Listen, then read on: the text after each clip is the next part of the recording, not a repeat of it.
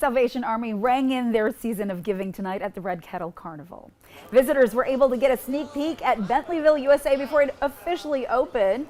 Mayor Roger Reiner made the first donation of the year to the famous Red Kettles. People who came out were encouraged to bring toys and non-perishable food items for the Salvation Army, and those who did received a golden ticket for a chance that only comes around one time a year to step inside the Bentleyville tree.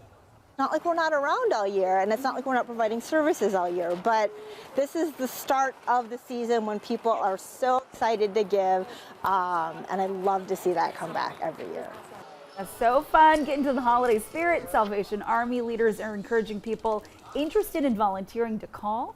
You can also register online. We have a link right now to do so on our website. Look at that tree. Oh, that's so cool. You feel like you're already in the tree. Yeah, it's gorgeous. New lights, new look this year. I drove by there earlier tonight, did a double take. I'm like, wait a second, this isn't supposed to be open yet. Yeah, already. I know. Goodness. Already.